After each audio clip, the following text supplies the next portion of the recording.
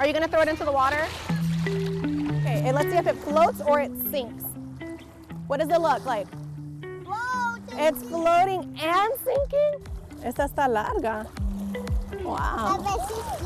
A ver. It's a bilingual beach adventure for the children of the Refugee and Immigrant Family Center, or RIFC. I see you're rolling with your both hands. Mira, Maxi. Ese se ve como que está blanco.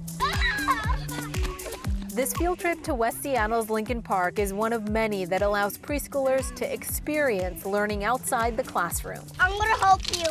Oh, careful, careful, careful, careful, careful.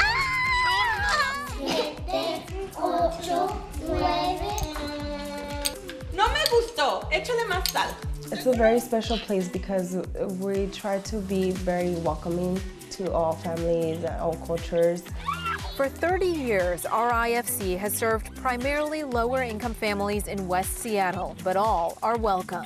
Our mission, just based on the community, because we're in Delbridge, is to provide really high-quality preschool environment for families who may not necessarily be receiving it within the Delbridge area. What did we see? That's part of nature. I make a house. Luna. Sí, parece una luna, es cierto. Now that we've been a part of this place for a good 3 years, there's nowhere else I'd be. Que encontró mar. All of the center's teachers are bilingual. A majority speak Spanish. Pobre chorrito tenía. Ay, pero no está pelada. Despite language differences, each student is urged to celebrate who they are. I don't want to lose identity. I want them to feel proud. Learn English, the language that's mostly spoken here, but also it's important to keep their culture. We don't want that to be squashed. Let's need more rocks, teacher. La última, okay? The school is led by Luz CASIO, who migrated to this country in her late 20s with 2 young children. I sacrificed my language, my culture, my family, my community to start a new one here. She worked as a janitor at night while her husband worked in the morning. Later, she went to college and got a degree, then a master's, and finally a PhD. I have really high respect for her. Uno, dos, tres.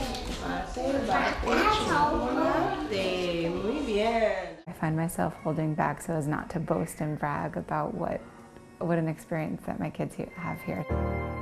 But that experience nearly ended when the preschool's property owner made a startling announcement.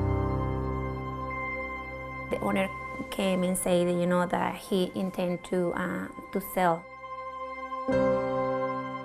I wondered where this family will go. The school staff and parent volunteers were crushed. They had spent years renovating the place, building community.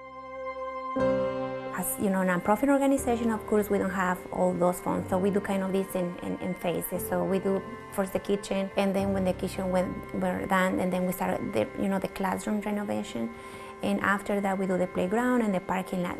An estimated $400,000 in upgrades were about to be forfeited forever. All those efforts, I don't want this to just wash away, like never happened. With no long-term lease, a sale was certain. Try to figure it out, let us pray.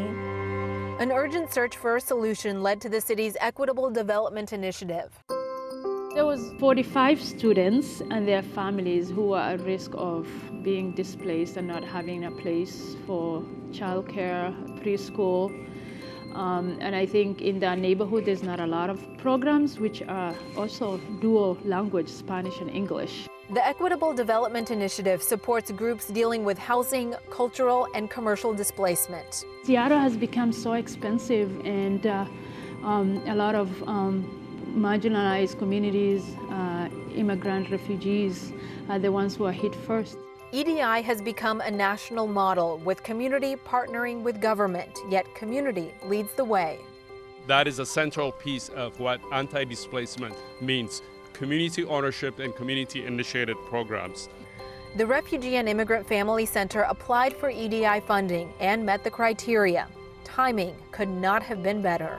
Through an award of over $800,000, we were able to help them buy this building to make sure that no matter how this neighborhood changed, there would be a place for these families.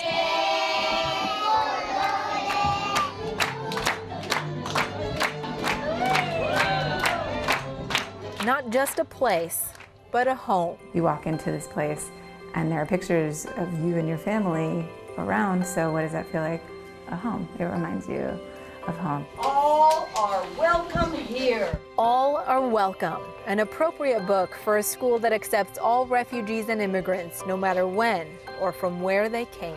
I was born and raised in Mexico. My husband's father was an immigrant. My grandparents were immigrants. As someone who lived as a refugee in my teenage years and then eventually as an immigrant here in the U.S. Durango, Mexico. I came here as an immigrant about 20 years ago, and Somalia. Ready, amigos? Get your partners and follow me. You need to understand who we are.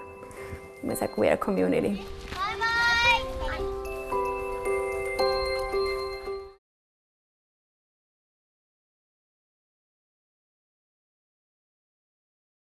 Watch CityStream Thursday nights at 7 on the Seattle channel, or get video on demand and podcasts anytime at seattlechannel.org.